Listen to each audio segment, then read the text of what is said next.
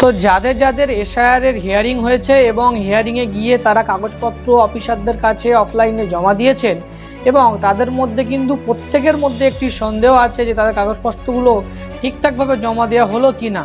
তার জন্য কিন্তু তারা অনায়াসে নিজের ফোন থেকে চেক করে নিতে পারবেন যে আপনার এসআইআরের কাগজটি জমা হয়েছে কি না।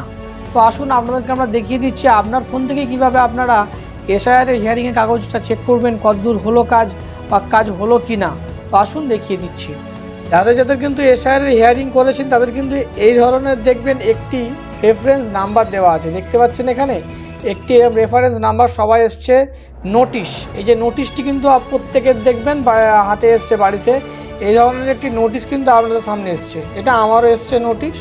তো এই নোটিশের এই যে রেফারেন্স নাম্বারটা আছে এটা দিয়েও চেক করতে পারেন বা আপনার ভোটার কার্ডের নাম্বারটিও চেক করতে পারেন। তার জন্য আমরা গুগল ক্রোমে চলে যাব। তো তোমাদের ফোনের ক্ষেত্রে তোমরা ফোন থেকে অন করে নেবে এবং এনবিএসপি পোর্টাল আগেও দেখিয়েছিলাম বারবার, এনবিএসপি পোর্টালে এসে লগ ইন করবে। তো আমি এখানে লগ ইন করে আছি। তো লগ ইন করার পরে এখানে submit document against notice issue, তো এখানে ক্লিক করবে।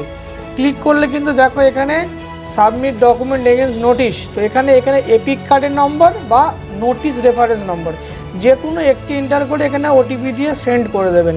দিলেই কিন্তু এখানে আপনার রেজিস্টার যে নাম্বারটি আছে তাতে একটি ওটিপি চলে যাবে। তো আমি এখানে আমার রেফারেন্স নাম্বার বলেছিলাম, এই যে নোটিশটি আছে এখানে যে নোটিশটি আছে এই নাম্বারটি হুবহু আপনি আপনার এখানে এন্টার করে দেবেন বা ভোটার কার্ডের নাম্বারটাও দিতে পারেন।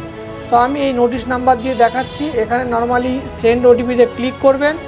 কিছুক্ষণের মধ্যেই আপনার ফোনে একটি ওটিপি চলে আসবে এবং যাদের যাদের ভোটার কার্ডে মোবাইল নাম্বার লিঙ্ক নিয়ে আমাদের ভিডিও দেখে নেবেন, ওখানে কিন্তু আমরা দেখিয়ে দিয়েছি ফোন থেকেই কিভাবে ভোটার কার্ডে মোবাইল নাম্বারটি লিঙ্ক করা যায়। তো মোবাইল নাম্বারটি লিঙ্ক করে নেবেন, ওখান থেকে করার সঙ্গে সঙ্গে এখানে ওটিপি চলে এসছে, তো সার্চে ক্লিক করে দিচ্ছি। এখানে দেখাচ্ছে কন্ট্যাক্ট ইওর বিএলও বা ইআরও। কিন্তু যাদের যাদের হিয়ারিং হবে না তাদের কিন্তু এখানে এন্টার করার সঙ্গে সঙ্গে একটি ইন্টারফেস খুলে যাবে, আগে আপনাদেরকে আমি দেখিয়েছি। ওখানে ডকুমেন্ট আপলোড করার অপশান দেবে।